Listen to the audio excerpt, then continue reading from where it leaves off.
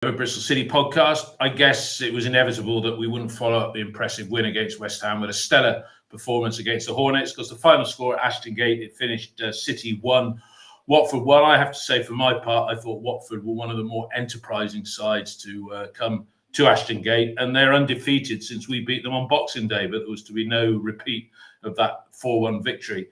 I'm delighted to be joined by Ian, Mark and Neil. So chaps, as we normally do, you first, Mark. 30 seconds as you walked away from Ashton Gate. Happy, middling, or what? You first, Mark. I think at the end of the day, it was a 0.1 against a Watford side that looked like they're going to be challenging for the playoffs, whereas we're not, because they have more quality through the squad. Gave us a lot more problems with their high press and winning runners, with Deli Bashiru being exceptional in the first half. Wesley Hook, like a rock in defence, stopped us from getting through. But we were competitive, but our frustrations are the lack of goals. We're pretty decent in defence. Tanner, again, outstanding, right of a free. But if we can't score goals and we still have the 6th lowest scoring average in the division, we won't be going anywhere. So small progress. Scott Twine had a decent debut, but same frustrations coming out. Need to score goals, otherwise no challenge coming from anywhere. Okay. Ian, your thoughts? If there's such a thing as a good 1-1 draw, this was it. I thought Watford were the better side in the first half. I thought we were a bit sluggish, lacked tempo. I mean, Tommy once again lacked service up front. I don't think the 2-10s was working particularly well until we scored. And then we went up a little bit after that. But I don't know what Manning said to him at half time, but it worked, because the first 20 minutes, 25 minutes of the second half, Watford were hanging on a bit. Then they came back into the game. So overall, I think it was a decent performance, not outstanding, but yeah, if there's such a good thing as a good home point, that was a good home point, I think. Okay, Neil, your thoughts on the game? Well, I always think about FA Cups or whatever, when you have a hard game in the week, when you really put that effort in, mentally and physically, it does take a bit of a toll. I thought first half in particular, very sloppy in our passing, sloppy in our execution. The one thing I take from it is we almost played like an under-12 team that had a new best player on the pitch. You know, every time we were looking to get Twine on the ball, and not always that was the better option. We were trying to force issue, particularly in the first half. Twine, again, looked first half as if he was trying to do too much, forcing the ball. His pass completion first half, not very good at all, but fantastic goal from him. Fantastic follow-up. We'll come on to that in a minute.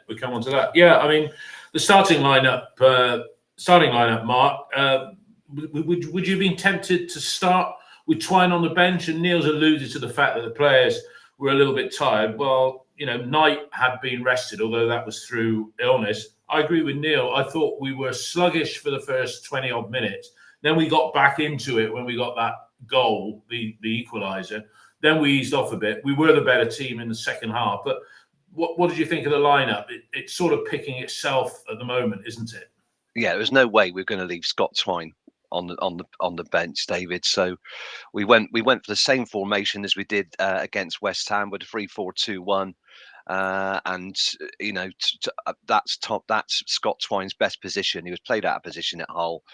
Thought in the first half we stood off them, and they were just waiting to catch us in the net near the halfway, turn the ball over, and then they were springing Chekavatse on the left and Esprit on the right, and carrying a lot of threat without really creating clear-cut chances, which was quite strange. And that was a pattern that carried on through the match. Yeah. But we're more competitive in the second half because we really blocked up the midfield. And we had, I mean, for the first 15-20 minutes of the second half, we were well on top, but didn't do anything. So the game ebbed and flowed, but the first half, yeah, we were slow. They were right on top of us. They came out faster. They were more physical, quicker. They were winning the second ball a lot more easily. And it looked, I thought, like, oh, here comes a beating. But we're very competitive in games, and we do that against the better teams. Yeah. When there's, that's a theme this season. We're losing against the crap teams, and we're very competitive against the better ones. Yeah, that's very true. I have to agree with you there, Mark, as well. That they look nice on the ball, but without ever looking threatening. Ian, a midfield pivot, if that's the right word to use, of James and Williams, Taylor, Gardner, Hickman dropping down to the bench. I mean, Williams is in there on merit at the moment. I didn't think he was quite as good as he has been in a couple of games. But what were your thoughts on the lineup? And McCrory, he's getting an hour. That's getting him back to full fitness. So we're starting to see a player that when he can do a full 90 is definitely going to be an asset. Oh, I think so. And I think he can also play a number of positions, which is handy when you've got a small squad. I mean, my idea would be to play him in a three-man central midfield against Forest, having watched Forest against Blackpool, and it'll be a similar lineup against us, and then watch Forest, the highlights of Forest versus Brentford. One thing Forest can do is attack, and they're two holding midfield players. If you think about it, are both good attacking players, Mangala and Danilo. And Danilo scored a cracking volley yesterday. But they're not great at the back. They're not great defending. They're certainly not great from set pieces, defending set pieces.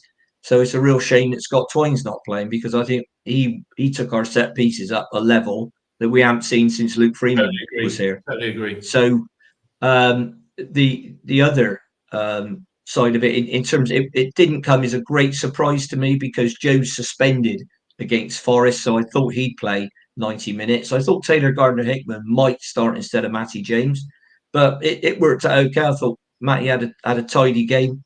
Once we got up to the pace of the game, because in the first half it was happening around us a little bit. Although, in fairness, over the 90 minutes, neither goalkeeper had a huge amount to do apart from the goals. No. And I mean, theirs was a pen. So when Rob Dickey decided he wanted to start playing volleyball. Okay. So, no great surprises in the lineups. And I think McCrory, when he's fit, is going to be a cracking player. Yeah. Possible captain of the side next season? It depends. I mean, he's one you can look at and think, well, he'll definitely still be here. I don't see why not. I don't see why not. On the injury front, I mean, we know this week because it was shown on Robin's Uncut, Benarous and Rob Atkinson are back on the grass, as they say. What's the situation on Mark Sykes? Because there's going to be some interesting team selections to come to think about. When Mark Sykes will either be back, if he's not back against Forest, he'll be available for the Coventry game. All right. And I'll ask you a quick yes or no on this. If fit, is Mark Sykes a definite starter in your 11? Against Forest, yes. All right. I'm just talking about in general, against Forest. I would, because we're not scoring goals, and we're still not scoring goals, enough goals, certainly. I'd bring and this is going to be controversial, I'd bring Naki in up front with Tommy. I'd play three in central midfield of Taylor Gardner Hickman, Joe Williams, Ross McCrory. Sykes would be my wing back. Yeah. And I'd leave Jason Knight on the bench to start with. Okay. Interesting. Neil, the Williams-James combo, people say it hasn't got a lot of movement. And then we were playing with sort of like Knight and Twine in behind Conway. I didn't think Knight was all action. I thought he was okay. But, when those players come back, there are some interesting decisions to make, aren't there? As somebody said on the text feed here, what is the best starting lineup and the best formation? But well, I mean, first off, in particular, what they did last Dogs Hit. What they did differently to the first game on Boxing Day is they brought Dele Bashiru in on the start, and him and Kone in midfield. Kone in particular, that no doubt we'll talk about later on. They ran rings around them first half. Yeah, first 25 minutes. There was four. Often there'd be four of our midfielders around either Bashiru or Kone. The speed, the pace, the movement of them, all over the place. So I think in an attritional game, Williams and James have their uses, but in those sort of games with fast sort of moving midfield, they were exposed a little bit yesterday, particularly first half. I think the question of Sykes for me, obviously first half, we're watching McCrory over from E32, and you know he's going to be a player. And Aberdeen fans say, "Oh, his best position is right wing back," but I think Sykes goes in there. Sykes has got 5 goals, 2 assists.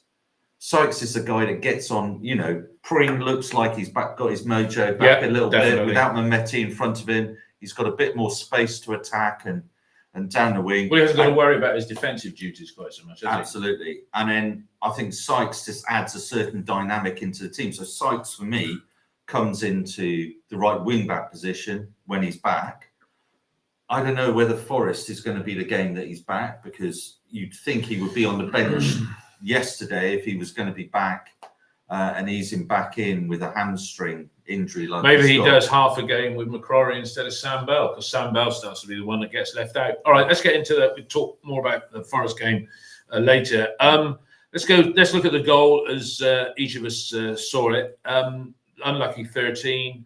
It sort of came out the blue, Mark, really, didn't it? As Ian said, Rob Dickey sort of, well, wasn't volleyball as such, but, you know, did he need to have his arm up there? Was he unlucky? What did you think of the award of the penalty by referee Andrew Kitchen? Oh, it was a clear-cut penalty. Didn't see it at the time. I mean, we gave away a free kick about 10 yards, 20 yards side half. No, well, halfway inside our half. So it's crossed into the area, and I watched it just before we went live. And Pring, Dickey, and I think Knight all go up with Wesley Hoot. So there's 3 players around Hoot. And, you know, all look in different ways. And he's got his arm raised as he goes up. Doesn't need to have it up there, and hits his arm clearly, and it's a penalty. A couple of Watford players put their hands up. Hoop claims the penalty. Nobody else has seen it. And it's a good penalty from Deli Bashiru. He waits for Max to commit himself. Max dives under the ball. He hits it very hard. He hits it just, reasonable height, but with so much power that it's just flown past him. So good penalty. A very soft goal to give away, because I don't think they'd had any shots. I think they had 1 shot charged down before that. But yeah, he can't have his arm up like that. But like I said, there were 3 players around Hoot challenging him when the ball came in, so they should have dealt with it. It would have just gone over his head. I think he wasn't going to connect. Yeah, no, it wasn't a danger area. What were your thoughts on the goal, Ian, and the pen? You don't see. I mean, Max has saved the odd pen, but he's got nowhere near the last few I've seen scored against us. Well, you weren't going to save that penalty with 2 goalkeepers, Dave. I mean, it was right in the corner and pretty high up. So, you know, I think by the time, if you're expecting Max O'Leary to save penalties to keep us in games, then we've got the first bit wrong, haven't we? Daft penalty to give away. He had absolutely no need to have his arm up where it was up. I don't know what's happened. He's made a mistake. Players do it, don't they? Neil, your thoughts on the goal? The ground was quiet. It was sort of like straight to the spot. I had a clear line of sight, and the referee took up a very good position, very clear line of sight. And for me, Dickey is off balance and he's falling backwards. And as he's falling backwards, he puts his arms up. And as the others have said, clear pen. At the time, I think we were like, oh, was that? Yeah. And then you watch it back later on and you think, you'd be absolutely disgusted if that wasn't given again. Yeah. You know. And do you think if we had VAR at this level, the referee might have had a second check, just in his own mind? Or was he was assertive in his decision? I thought he refereed quite well yesterday. Yeah. No. I mean, it's one of those, you just have to take it. Clear pen. Move on. Yeah, fair enough. Actually, VAR slows it down. They do look at it.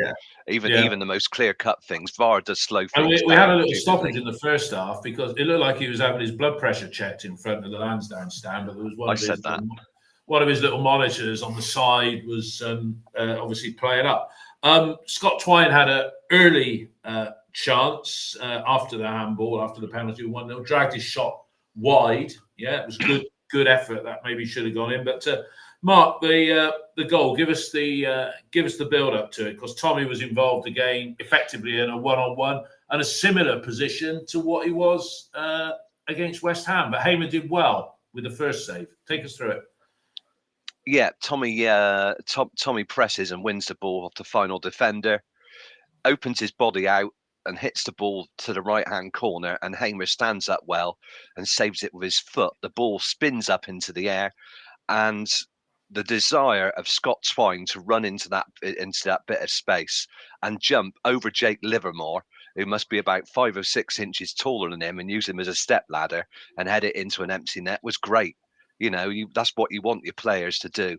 Scrape every sinew to get to those loose balls, you know, be a fox in a box and put it in the net. I mean, he should have scored with one previously, but he should have put his foot through the ball, and he scuffed it slightly, but he made up for it there. Great goal. So, yeah, 1-1, and we're back in the game. Back in the game. Ian, your thoughts on the goal? I mean, some referees would maybe have awarded a free kick against Scott for clambering all over the defender's back, or no? Defender didn't jump. That was the problem. He just stayed there and tried to block off Twine's run. So Twine had no alternative but to jump. He went for the ball, and he got enough on it to get it over the line. And what the keeper was doing afterwards, I don't know. I just thought that was a real Hollywood dive, wasn't it? Because the ball was in the net before he even took off. And then he went past the post. Saying about that dive there, Ian, you're old enough to remember this, and not sure about Neil and Mark or some of the listeners, but back in the 60s, Liverpool had a goalkeeper called Tommy Lawrence, and he was known as the Flying Pig. Yeah. And I mean, when he went for the ball after it had gone on the net, it gone in the net, and he had half an eye on that post as well, but it just looked comical, that dive, didn't it, really? We had one that was called that as well, a guy called Andy Leaning. That's kind. Well, he was. That's what some people, I didn't call him it, but some people used to call him it. But I mean, he had one of the best goalkeeping performances. Here, I'll take you for a stroll down memory lane now. Best goalkeeping performances I ever saw in a City shirt away to Crewe Alexandra. Believe it or not, they battered us for 90 minutes. He made about 10 world-class saves, and John Bailey put one in the top corner. That was a night game up at Gresty Road. That was in the 89-90 promotion season, and Bailey from 35 yards. Yeah. Tremendous goal. Neil, Tommy, he'd have wanted to have put that one away, wouldn't he? You know, and he's looking, he's scored goals in 2 highly visible games, the 2 West Ham games. Yeah, there's rumblings of clubs being interested. Brian Tinian said I had the pleasure of doing the Q&A with him at Senior Reds, and I think he said the club had put 2 contracts in front of Tommy. Yeah, and he's not signing either. What did you think of his performance yesterday, and the fact he was taken off after an hour? Because for me, Naki's come on, not really done a lot, but the goal and Tommy, your thoughts on that? Well, what Tommy's doing exceptionally well at the moment is anticipating on that last man. Yeah. And I think they had a different centre-back combination yesterday to the 4-1. I think they brought Porteous in for the Chilean guy, who was very, very similar to Hull. Peralta or something like that. Anyway, the centre-back. But he anticipated it, and he just nicked in front of Porteous again. And what he's doing at the moment, playing as that last man, I think he's getting better and better on playing at that last man. And I think the general consensus, because there's about 15, 20 of us that's our season ticket block in E32. And I don't like this, taking Tommy off at 60.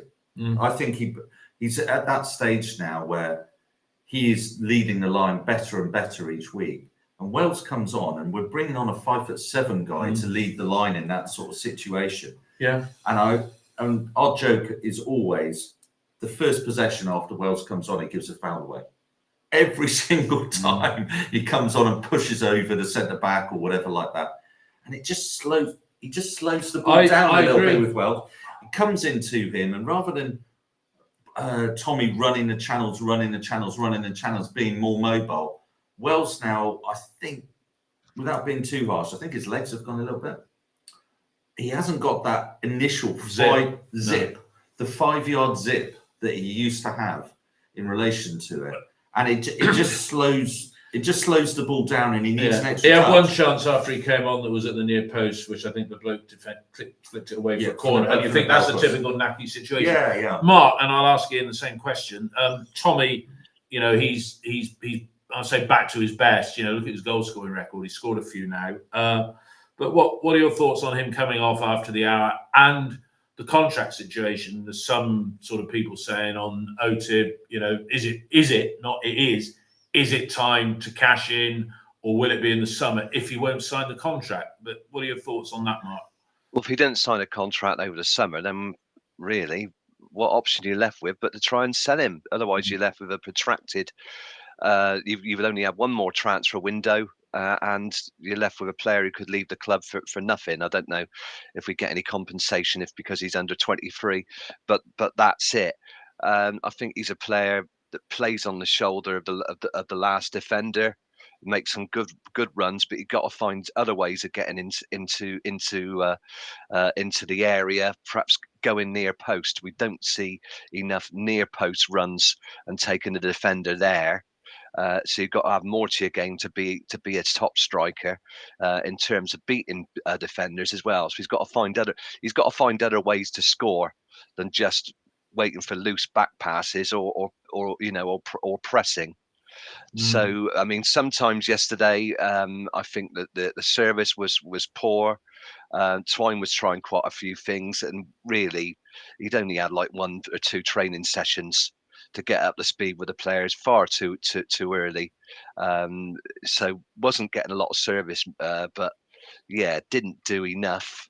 When you're the one man, if that's quite difficult. I think really, I mean, if you could, I think you could say if we wanted to go for the top 6 and we got a problem with scoring goals, should we go out and get somebody now in a transfer window? I mean, it seems really difficult, but with just those 2 players who are really 2 specialist strikers, because I'm not counting Cornick, he just isn't good enough. Who else is there in the club?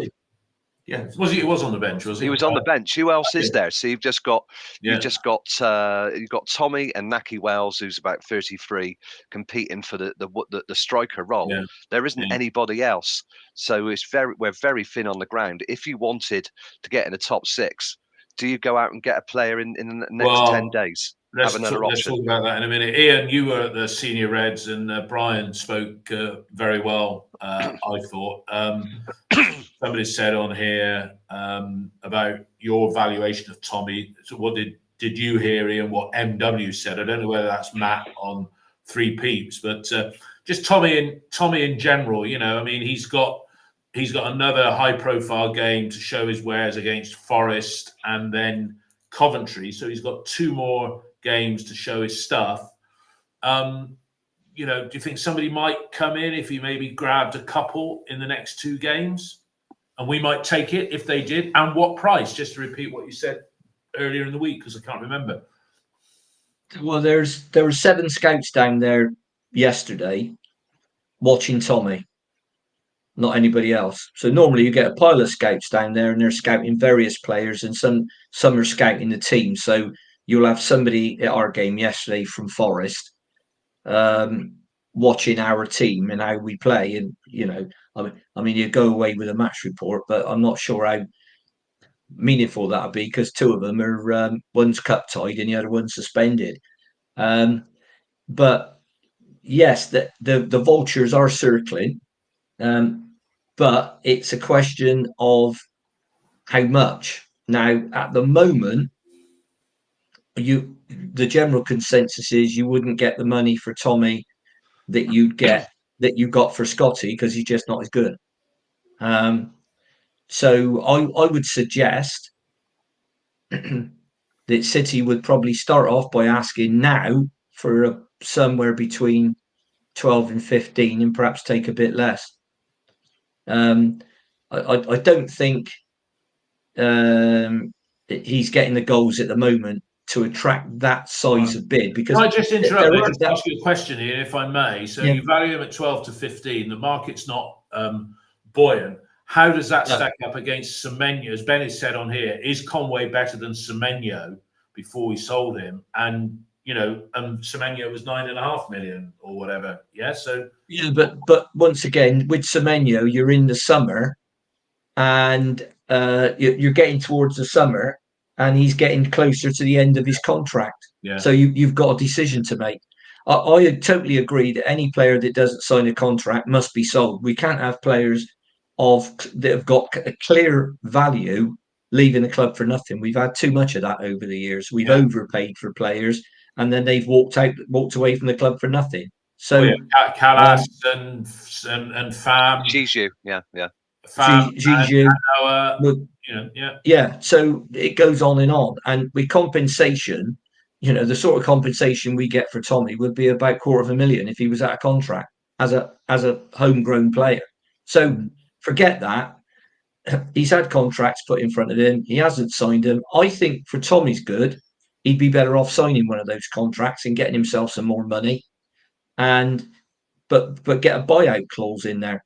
Yeah. If he's going well, because I looked at Tommy and I thought, right. I mean, Bournemouth are linked with every player we've got, and there's good reason for that because they bought Semenyo, they bought Scott. Could you see Tommy as he is now getting in Bournemouth's team up front? No. He doesn't. I couldn't. Explosive talent. Hang on, Mark. Let me finish. I couldn't see him getting in their team. The only team I think he'd go to in the Premier League would be somebody like perhaps Burnley, and they're very likely going to be in the Championship next season. I don't think Luton would sign him because he's not their type of striker. If you've nothing against him, but they've got the big physical lads up there. So I don't know where he's going to go. Whether he'd go to a top Championship side, Leicester City, because Vardy's packing in, and he's 37, 38 now, Jamie Vardy. So it might be a move like that, and they definitely pay him a hell of a lot more money than we can. And I think that's the thing, because you said, Ian, that Scott, his salary increased 12 times. City have probably given Tommy a contract that's increased his salary probably 3 times the first time and 6 times the second time, but he's still probably earning half what Alex Scott, maybe even less than that, is earning down at Bournemouth. And it's tragic. He won't be earning. Tragic that we're a bloody feeder club for them. Mark, let me. You wanted to make a comment there, and then we'll get back to talking about the action yesterday. But what was your comment going to be, Mark, on that? He doesn't have that sort of explosive game-changing ability that Semenyo and Scott had. Scott ability to dribble, beat players out of tight spaces, go past players, win free kicks. Semenyo, low centre gravity, great upper body strength, can push the ball inside and outside players. He doesn't have that in his game yet. So he's got limited capabilities in terms of what a Premier team would be looking for, and that's why I don't think he'd attract the bids. Well, we get a chance to see Semenyo against Liverpool today. I'd be interested to see how he's gone. And again, we're not going to get any benefit of Lloyd Kelly transfer in this window because he's out of contract in the summer. But sadly, he's injured at the moment. And Scott, he's going to be playing against Liverpool. And I don't know whether he was in the return fixture that was played a few weeks ago, but obviously Semenyo scored that goal up at Anfield before they got beat. Let's get back in to the action, Neil. May I just say one thing about Tommy? Go on. That role at the top of the pitch is a role that Tommy is obviously playing at the moment, and we're all saying we're not scoring enough goals. We're not doing enough in the top half.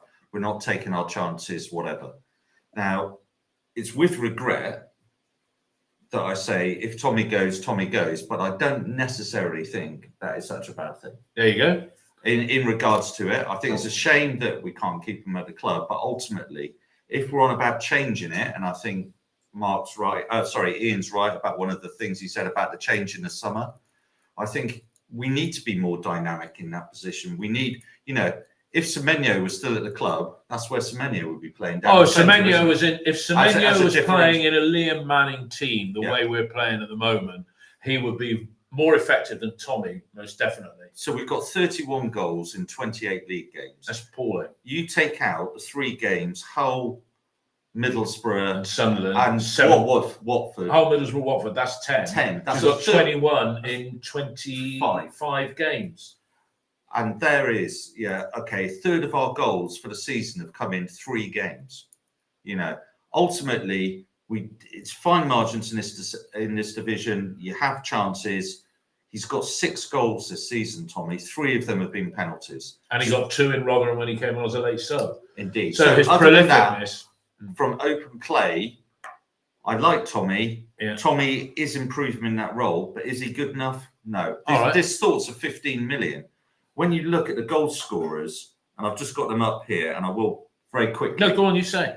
Smoditz, Whittaker, Armstrong, Somerville, Jason Rowe at Norwich, Hardy, Connor Leicester player, Connor Chapman, Thomas Asante, Pirro. You know, these are all good players in this division. And if you're putting Tommy up on that pedestal saying he's a £15 million Well, that's what Matt Withers said. So that's poppycock then, really, is he better? No. Is he better than the lot I've just actually said? No, I don't know. What about age? What about age? Take Pirro, for example. How old's Pirro? Well, Pirro's gone for money, hasn't he? Pirro's at Leeds, so anybody that's sort of he's 24. Yeah, 14. So, yeah, Thomas Asante was playing for Salford, wasn't he, 2 seasons ago? Is Tommy Conway as good as Pirro? I don't know. As somebody's rightly picked up on here, Steve Taylor well spotted. Semenyo at the AFCON. Yes, he is. All right, so there we go. Let's get back into the action, Neil. Yeah. We could have gone in behind at half time because Spreer, I don't know where our defence was then, but Tommy. No, I saw it. Go on and take us through it. And you can, Mark and Ian, you can have your comment on this as well. Now, I think Ian is spot on about Tanner. This is my loving Ian day. Only because you met him and had a coffee with him. Well, that's it. But I think Tanner looks so much more comfortable, doesn't he? As right centre back rather than right back. He just looks comfortable in that position. Yeah. But one thing, sort of ball go into that Rakovic or whatever like that. He was the top scorer in the Danish league. And what Tanner did, he ball watched. And I watched him do it. Long ball in, the guy wins the header.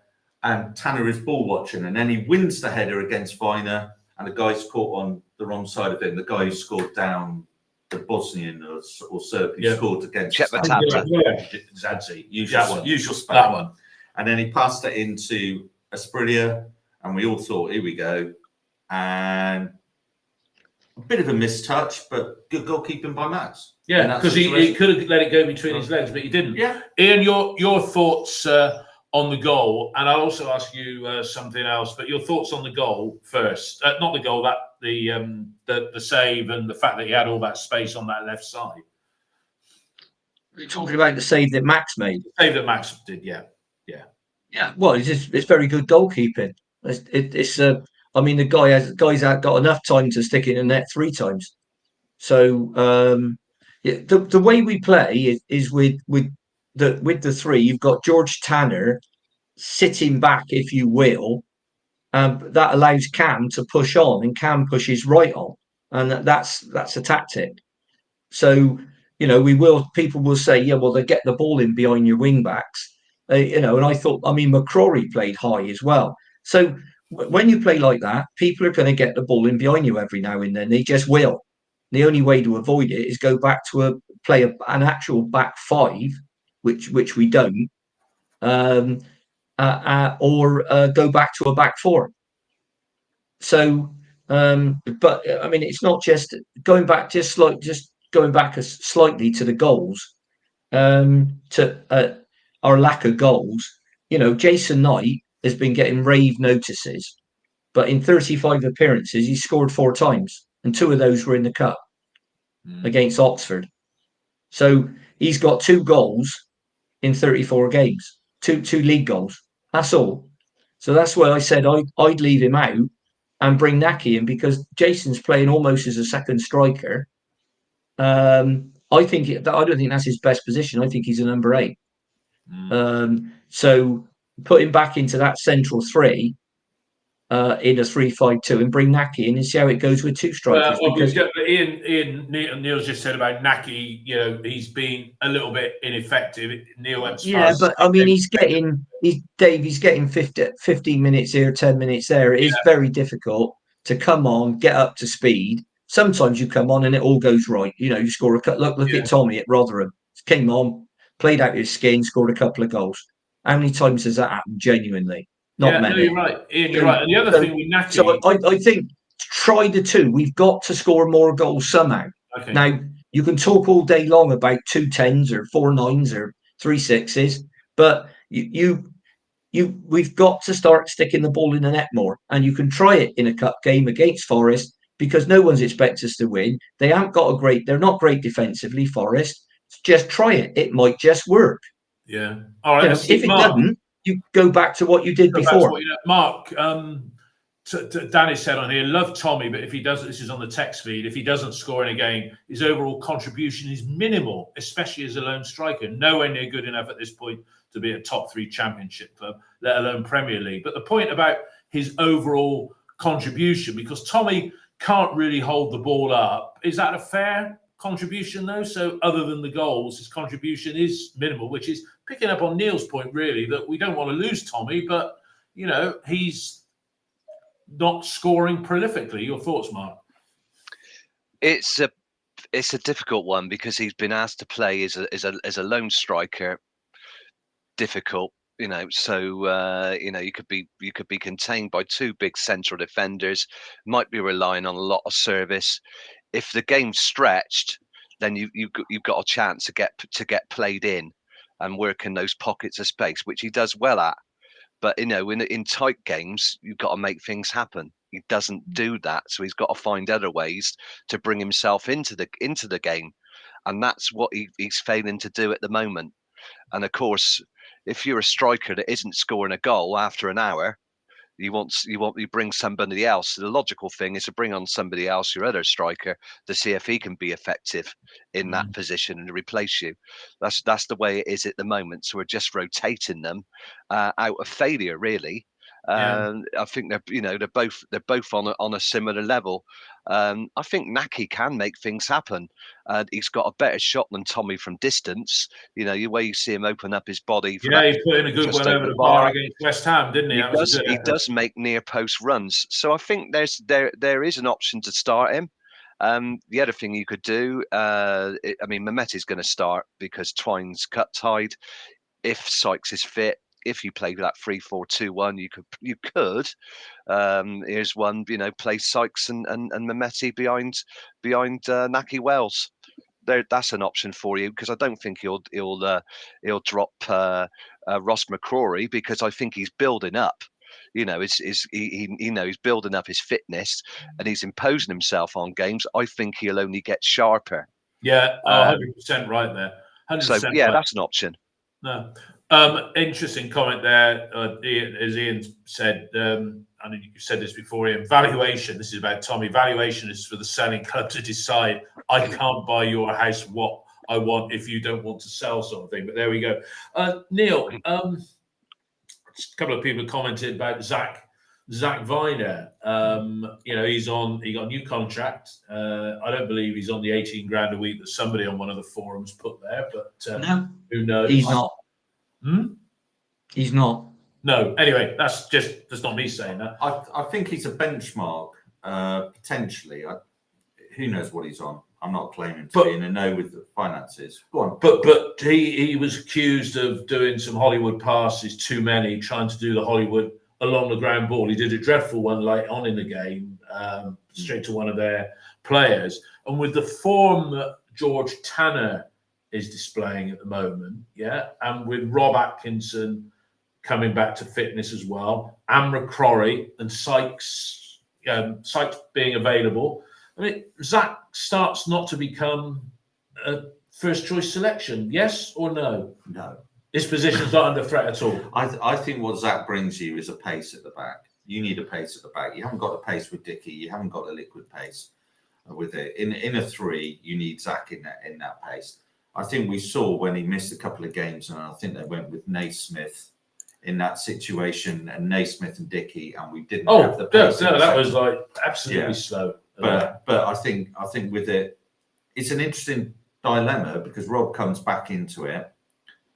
I think is the left-sided, and then Dickey in the middle. Viner probably in the middle because he's more. Where's Dickey then? Right centre back, and then that calls into question Tanner. It's a good position to be in. Absolutely. But then what do you do with Naismith? Well, I don't think Naismith makes a starting lineup when he's fit. I think Naismith might be. I'll come to you in a minute, Mark. Ian, your thoughts on Zach? I agree with what Neil says that he brings a bit of pace, but is that the only reason to have him in there? And do you agree with my view that even when fit, Naismith now, with everybody coming back, it would seem, he's not an automatic selection, is he? No, he's not. And I personally, I wouldn't play him necessarily. He can play on the left-hand side of the back three. If you were at the start of the season, you were picking a back three, you'd probably go Atkinson left, Dickey middle, Viner right. That's what I'd do. Rob Dickey had a one game, I think it was a cup game against Norwich on the right-hand side of midfield, and Pearson threw him under the bus and dropped him because he didn't play very well. So I think the role in the middle suits him. I think Atkinson, he isn't quick, but he's certainly quick enough. Big, long striding player. So you've got those. I mean, then you've got a selection. You've got McCrory, Sykes, Tanner could play the right wing back role, depending on whether you want to be more defensive or more attacking. So I think we're getting options, providing we don't get a lot more injuries. Cal Naismith for me would be a holding midfield player because of his passing range and ability, and if he makes a rick, there's somebody behind him to shut the door. Yeah. I agree about Hollywood passes. I thought some of his distribution lately has been shocking, Zach. And that was beginning to be a good part of his game. Max as well. We're trying this big diagonal out to the wing backs, and it's not always coming off. So we need to do that less often, but do it better. But we do that because it's no good pumping the ball down the middle because Tommy's not a great aerial threat. I mean, he can head a ball well enough, but it needs to be his height and coming in from across. Yeah. And that's another problem we still got. Our crossing hasn't really improved. Although, as I said, on the set pieces, they've gone up from about a 6 out of 10 to a 9 out of 10 with Scott Twine taking them. No, you certainly made a difference. Mark, you put your hand up there to raise a point, and we'll just talk about the closing stages of the game to begin with you. But with Zach, I mean, he too often tries to force a pass, so he basically gives the ball straight to their midfielders. In the second half yesterday, Chakavatsi, he played one straight to him. He's better just playing a short pass to a midfielder. What we haven't mentioned, and you probably all noticed this, because we were having problems with their high press in the second half, and especially in the first 20 minutes, we got a lot of mileage out of playing the ball behind their defence. So we knew they were playing that. The players were playing quite high. So we played the ball, especially down the right channel. We played an arced ball behind. And I mean, Knight was getting the ball, but he was one-on-one with Hoot, excuse me, and getting nothing out of him. He stood up really well. Couldn't beat him for love or money to get crosses in. He took too many touches. But we didn't get the bodies in the box to follow Knight. So it was a profitable ball, playing the ball behind the defence to bring the team up. But we didn't get enough bodies to take advantage of it, and we couldn't get past Wesley Hoot, unfortunately. So that was something that we can do. Transition by playing a quicker pass behind. Don't try and play through their press and lose the ball. Yeah, somebody said it was me that said Tommy was worth 50 million last week. That's a person. So you're his agent now, are you? It's a person with their name's not there. I'm just wondering who that is. Whether that's somebody picking me up on me name checking them. Sticking with you, Mark. We had chances to win in the closing stage. I mean, Max did a smart save from was it Jamal Lewis? It was straight at Max. It went canning into his chest, and I remember that goal. Remember that goalkeeper Tom Heaton that we had for a period before we went on to bigger and better things. Yeah. My weakness with Heaton was that the ball always used to bounce off his chest in that season he was with us. But do you think in the closing stages we had enough chances to win? Because the ball was pinging around in their box, and the Flying Pig, who was on loan with us a few years ago, he made a couple of decent saves, you would say. Yeah, Ben Hamer. I mean, they were close to him. He wasn't really stretched, unfortunately. So he had a header from Dickey that was straight down the middle, and then there was one where the ball was. I mean, Scott Twine's corners excellent. Oh, You yeah. know, how many shots, virtually all our shots on target came from Scott Twine corners and free kicks. Terrific pace and trajectory. So, I mean, we had a long range header from Knight, which was into the ground, really needed Viner flicking it on.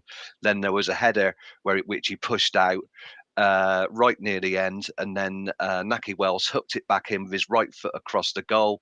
There was another header from Pring, and I think Livermore kicked it off the line. But I mean, they weren't in the corner. Unfortunately, it just wouldn't go in. I mean, you know, it's difficult from there. You know, it's a first touch. Players aren't steadying a shot, so you have to get it right in a millisecond. Yeah. So close but no cigar, unfortunately. I think it gives evidence of Ian saying if you can have a good 1-1 draw, that was it, because it was. I was frustrated. We finished strongly. I think that was the good thing. Would you agree with that, Neil? That we finished again strong? I thought Martins, when he came on at half time on the right for Watford, was very good. Gave us a lot of problems in the second half on the right hand side. Very, very good. The delivery is there from Twine. I mean, my issue with Twine, and you and Ian were obviously at the senior Reds, and I think Tinian alluded to the fact that Burnley wouldn't shift from their valuation. That's absolutely right. There is no option to buy. Right. They wouldn't shift from their valuation. And the other thing, if Twine, I said to Brian, if Twine does well, then between now and the end of the season, the value could go up. And he said yes. So because he'll be in the shop window for a club that might want to pay that 5 million, which is the same as people saying, "Oh, we don't want to develop other clubs' players by the loan market." So I'm not sure about sort of developing Twine. We're not going to be developing Twine for a Premiership club in a Championship, but ultimately, the way we're setting up at the moment, if for the last, where are we now? 18 games to go. 18 games of the season, we're putting all of our emphasis on Twine. And every ball trying to look for Twine, and then Twine set pieces and Twine. What do we do in the summer? Do we turn around and when Twine isn't there, we have to have another reset, don't we? In relation to it. So I think if Twine comes into the team and raises the level of a number of the other players in the team, or we play better, other players play better. But at the moment, everything's going through Twine. So I think against a better team now, another team will look at that and just going back to Eliasson. Do you remember the days of Eliasson when the only guy that could create anything in a team was Eliasson? And so he got double teamed or treble teamed. Yeah. So we're going to be playing sides who just take Twine out of the occasion. They're going to look every time. They're going to look for Twine, double team and treble team and whatever we need to do. Stop Twine, and he stopped the team. So there's that balance to be struck. And I think in the first half we were getting the ball 30 yards from goal, and we were looking at where's Scott, where's Twine, Scott, where's Twine, and it was like, come on, just play your natural game, and if Twine comes into the situation, then Twine comes into the situation. But as I say, it was like an under-12 game first half, because it was like, give the ball to the best player. Give the ball to the best, whether he was the right player for the right situation or not. All right, Ian, do you agree with that view? And Twine, Burnley playing hardball, even if they drop his valuation by, would we pay 4 million for him in the summer? The thing you've got to look at is how well is he going to play. If between now and the end of the season he scores 10 goals and gets 10 assists, I'd cheerfully pay 5 million for him. If Burnley could ask for more, but if he does that between now and the end of the season, we might get in the playoffs and we might get in the Premier League. So there's loads of things that might happen. Conversely, if it don't go very well for him, we haven't agreed to pay 5 million quid for somebody we won't want. No. So, there's two things. There's an obligation to buy where the fee's agreed, which we had that deal sorted out with Taylor Gardner-Hickman. He was joining us at the end of the season, providing we paid what we'd agreed with West Brom. And the fact that Andy Byman went the other way meant we got him for almost half. So there's that question. So we have got options. We got the option to say to Burnley, okay, well, he's done well for us. Scott Twine wants to stay in Bristol. He likes it. He's a Swindon lad, so he's not far from where he was born. He's probably still got family there or whatever. So the great thing is that he wants to be here. So if he does well, it could be well worth parting with that kind of money, and we'll be in a better position to do that in the summer, particularly if we sell somebody. If he doesn't play well, then we don't need to sign him. We need to find another way or a better way. So it is those options. And Liam Manning strikes me as a young man who knows exactly what he wants to do and exactly what he wants to get. And he's striving for that. But he can't do unlimited business in this window, to put it right, because clubs do not want to lose players in this window because they know it's difficult to replace them. So I would say to everybody, just calm down and just see how it pans out. Okay, Mark, as Tomo pointed out to me in a WhatsApp message earlier this morning, Liam's had 13 league games, which is not quite a third of the season, 16 points. We got 18 games to go. We're sat there on 37, 2 points a game, 36. That would put us on 73.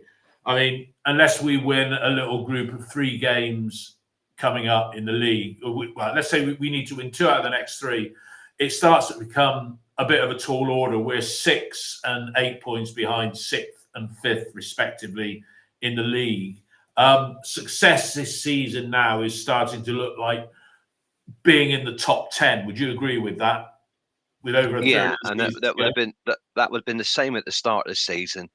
And I think having replaced a manager, logical thing for me has always been we've had to go backwards to go forwards in a way, because the new manager, new head coach has wanted to impose a different style, which is possession based.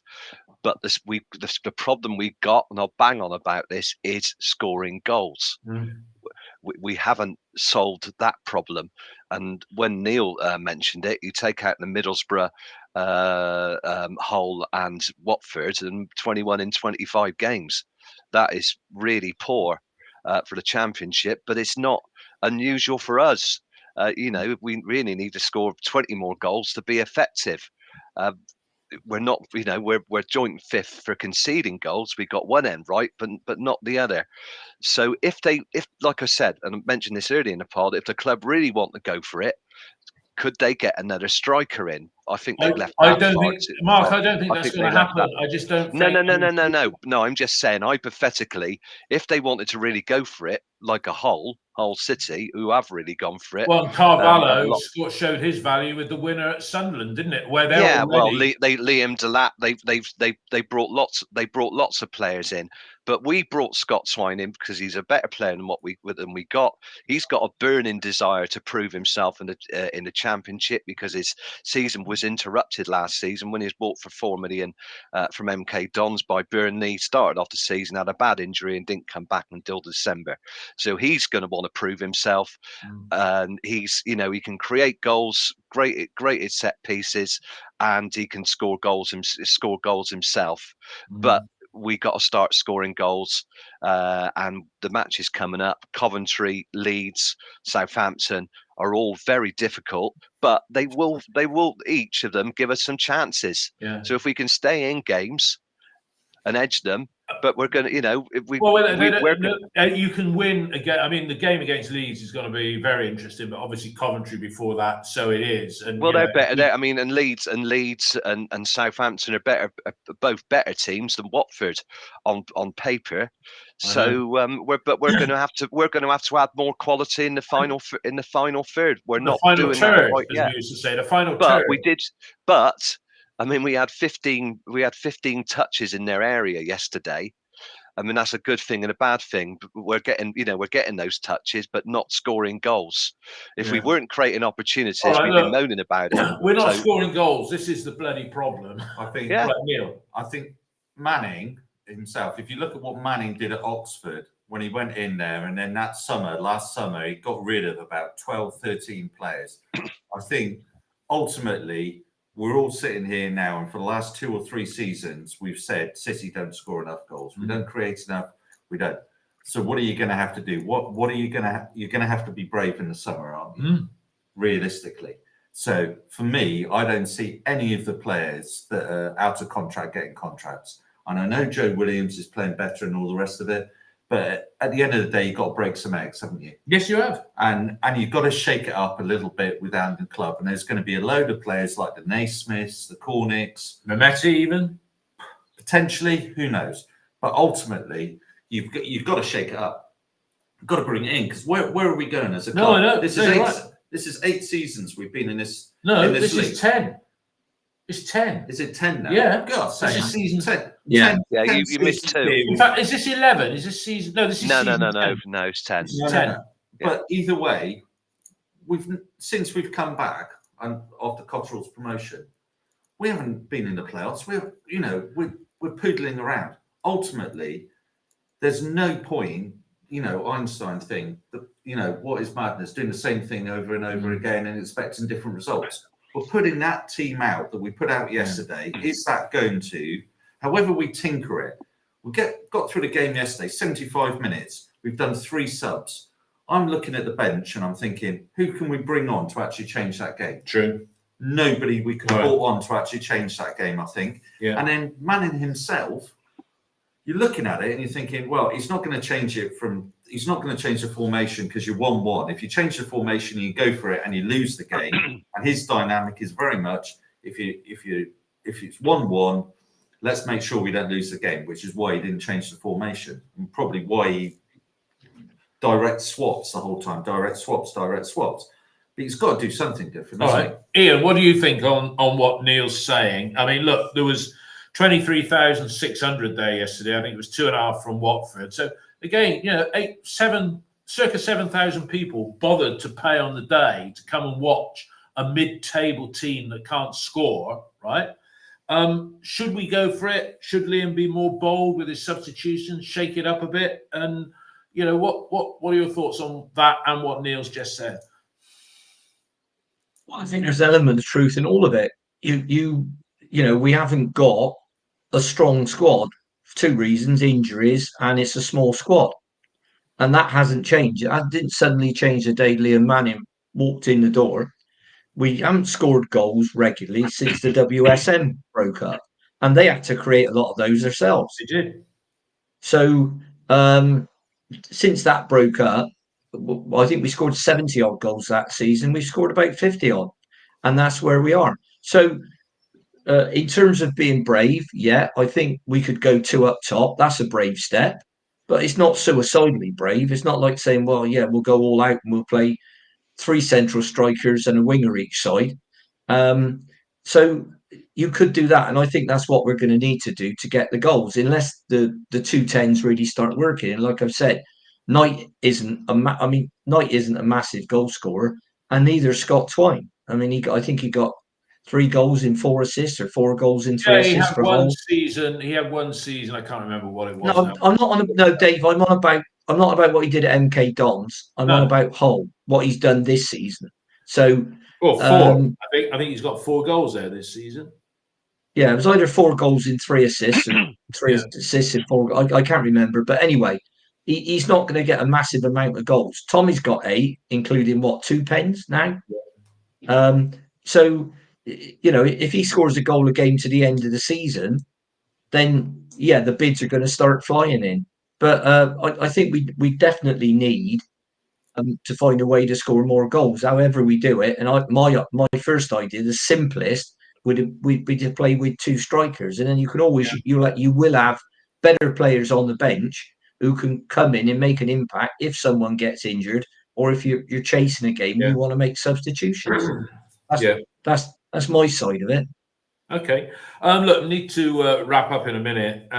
Yesterday was celebrating Mark the 30th anniversary of the win against Liverpool. As somebody put, Christ, we're celebrating a win in the 4th round of the Cup. That shows the sum total of our achievements as a football club. But it was good to see Keith Welsh out there and Russell Osman making a welcome return to Ashton Gate, although reading social media, not too many people seem that pleased to see him. But I think we were all there, or certainly 3 of us. You were probably there, Ian. I don't know about you. All 4 of us. Yeah, I was there. Yeah, I was there.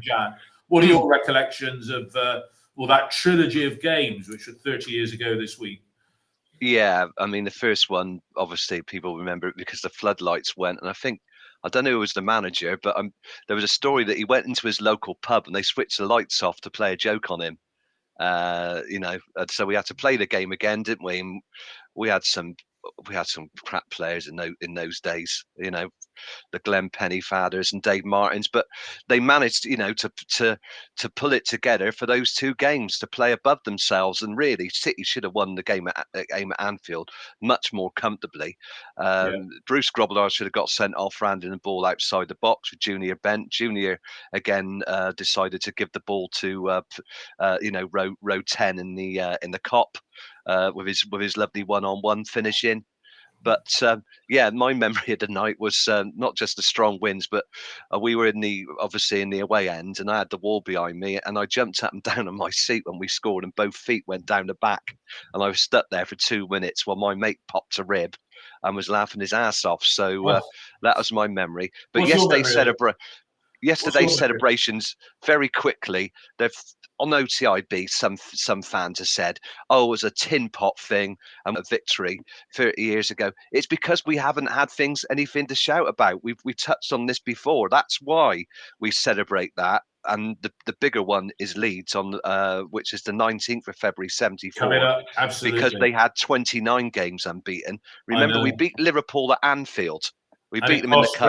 His job, he got sacked the next day. He got sacked the next day. It's a big thing. Yeah. So that's why we celebrate it. We haven't done much in between. Barry and Avo, Russell was the manager. I do know that. Neil, your comments on that day. And then I've got a scoop, I'll say. The thing for me that I always take is that floodlight failure in the first game at 1-1. And then blimmin' Les Q made everybody pay again for the next game. Normally you'd say, right, everybody who went, tickets are still valid for the second game. Keep your tickets or whatever, and then we'll do it in. He made us pay twice, didn't he? Well, that's the same as that. No, sorry, you go back and that. There's a thing. When did the lights go out? Beyond the hour? It's about 75. No, you have to pay, because I was there back in 1976 when we played Leeds. I was walking across Greville Smythe Park, and you couldn't see either end of the goals. The fog when Chris Garland supposedly scored, didn't he? That was his debut, wasn't it? Yeah, 36,000 people in Ashton Gate, and you couldn't see the Dolman stand was there then. You couldn't see the other side of the pitch. 36,000, and then the rearranged fixture was in that trilogy of games that took place right at the end of the season when Chris Garland scored the winner and won 1-0. But Neil's going to leave us. I'm just going to alter the screen format there for those that are watching. There we go. We're back here. Ian, what are your memories? You were a young man back then, and as I was, 30 years ago. Yeah, brilliant day out. Went up with a lot of my old friends that I've been going with for years. Spent a lot of time in the Liverpool pubs and all the rest of it, having a crack with some great people out there before the game. I can remember Souness. God, I got Souness getting fired. I wish Souness got fired. Sunak, the midfielder, or Richie Souness, the Prime Minister. Souness got fired the next game. I remember the cop staying behind and clapping us off. I remember that. Massive following. We had, I think, all behind the goal and all one side. I think it was 8,000 or 9,000 up there. Yeah. Great day out. One of my all-time favourites, along with the Coventry game that we drew to stay up. And it is true what people say. Yeah, we haven't got a great deal to be for us to have a stroll down memory lane and be super proud of or whatever. But we are what we are, and it was nice seeing all those people back on the pitch. It's nice to be able to do it, because I was talking to Neil Palmer and he said we were going to do something with Leeds for the Leeds game. And the Leeds guy said, there's only 4 of our team left alive and they're not in the best of health. No. So that's 50 years ago. Good. It is 50 years ago next month. Yeah. So at least we've got, thank God for Neil, we've got the former Players Association where players are down and they're respected for what they've done. It was great to see the chief. Yes, he didn't look as though he'd aged, Wayne Allison. So great to see him there. Mark Shale still looks like he could play a game of football as well, didn't he? Yeah, and Keith was there. Keith Welsh, he's had a lot of health problems. He has had a lot Keith's of health problems. He's a lovely guy. Keith Welsh is a lovely fella. But people call it tin pot. It was a genuine celebration of something really good that happened. Okay, it was 30 years ago. So what? There's a big statue of John Attio outside. What was he playing? 60, 70 years ago? Yeah. Who cares? That's part of the history of the club. And if you don't like that, well, all right, fine. I think the thing is, you're not going to celebrate in the same way winning the JPT or anything like that. And it was big. It was big of its time. As will the Man United win from 2017 be. That'll be right. Yeah, right up there. Yeah. You know? And it's things where we've had a brilliant night, and there haven't been, over the years, and you've been going as long as I have, Dave. There haven't been that many brilliant nights. Okay. All right. Well, look, let's wrap up. One thing I've got to say is, if you're listening to us on Podbean, and I think it's about 1 in 5 listen to the podcast on Podbean, we are migrating to a new platform. Should be happening this week, because we have been invited to be part of the TalkSport Fans Network. Yeah. So we are now going to be, sadly, we're going to have an ad at the beginning, the middle, and at the end, but that's the way it goes. So we're going to be, Forever Bristol City podcast is going to be part of the TalkSport Fans Network. I know some people don't like TalkSport, but it's good stuff. I've got the guys at Watford to thank for that, because one of them presents on TalkSport 2, a Thursday night show. I think it's about 6:00. So that's good to be doing that. But if you're listening or watching or listening on Podbean, it's probably not going to be, you're not going to be able to do that going forward, because Acast and Podbean are, they're mutually exclusive, I believe. So please make that change. It's on, we'll be on Spotify and Google and Apple Podcasts, all the usual ones. But we're looking forward to Friday night's game against Forest. Rather stupidly, I didn't book my parking space on Just Park, so Melanie will be dropping me off before the game, and very kind of her to pick me up afterwards, so that's good. Ian, final word from you. Do you think we got a chance against Forest? Do you think we do it, yes or no?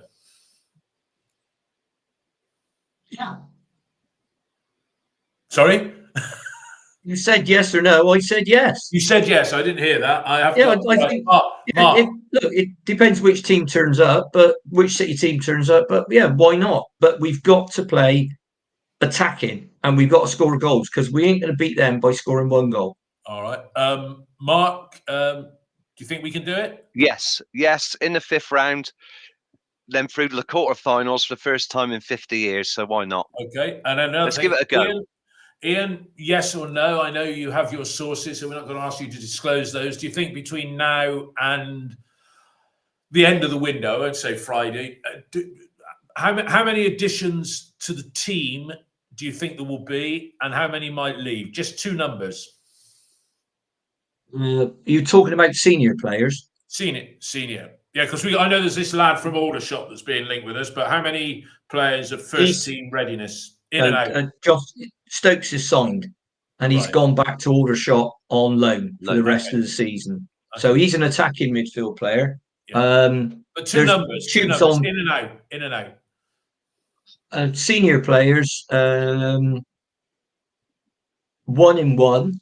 The player I've been talking about is 70%. The hold up is his club don't want to sell, but I think they will. So that could be one that happens deadline day, which is unusual for us, but that could be one. If that player doesn't come in, there are players who at the start of the window we thought may be available and we made inquiries about, but not for perms, for loans. Now, there was a lad who's at Wolves who was linked, and he is one of those players that we could go for as a loan player until the end of the summer, when the lad that we want to sign now will 100% be available and wants to come to the club.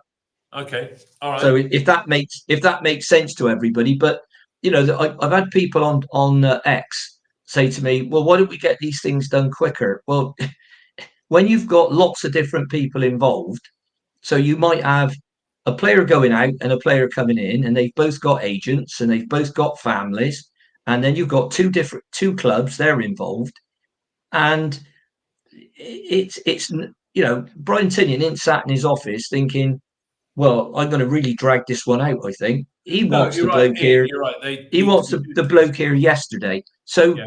I'm the lad from Aldershot is a bit like Adam Murphy, who at the moment is doing a pre-season type training with us because the season stopped in Ireland 2 months ago. So he'll be along with him. He'll be fast tracked via the under-21s into the first team squad. And let's see how they go. But I mean, the lad at Aldershot was very, very sought after. A lot of interest in him. Ipswich, Norwich, Derby County, lots of interest in him. Well, he promised. And I mean, we're doing well. And that's what we've got to go for, because as Brian said during the Q&A, when the question was asked, what are we? Why can't we hang on to our best players? And Brian didn't explain why.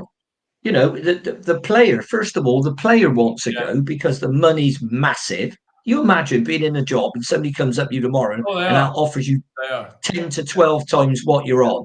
You ain't going to say no. Just quick one for Ali, who's come here, striker from Wimbledon. No, but possibly in the summer. Yeah. We know who that is as well. Unless that's the other thing with the transfer window, it can all change in a phone call. Of course it can. So if Tommy went, then that might be that yes. Might happen. Mark, that was Ian giving an answer to the question. Two numbers, number in, number out. What do you think might happen? Do you think it might be? I guess the key thing is who might leave. Would you think maybe a Cornick might leave? Yeah, I think Cornick might go out on loan, and if there's an agreement there, and I think a midfield player, attacking midfield player, or what you want to call it, will come in either permanently or on loan, depending on which way the cards fall. And that's the thing. Remember last transfer deadline day when we probably dodged a bullet, we were looking at Jack Curry of Wimbledon, and I think they upped we agreed a fee and they upped it something like 400,000 or 600,000, stupid money to get him to go out after telling him to his face that he could leave the club on deadline day. They reneged on that, but we probably dodged a bullet there. The way things have turned out, so we just don't know. I mean, it's about, somebody said on here on the chat, it's like a chain, isn't it? In a housing chain. Buy a house. Somebody at the bottom, one club's got to wait for a player to move before they can buy. It's just the way of the world.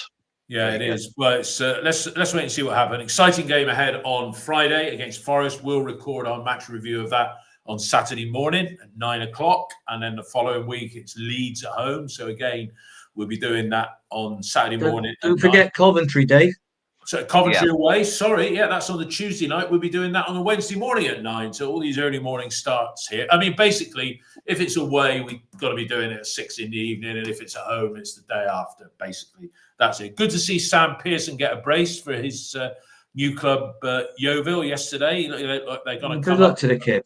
Yeah, he's done really well. But look, everybody, thanks for listening. Thanks for your comments, everyone on the side, on the text feed, and we look forward to speaking to you, addressing you all next Saturday morning. Thanks a lot for listening to Forever Bristol City Podcast. All the best. Goodbye. Thanks, everybody. Have a great week. Cheers. Take care.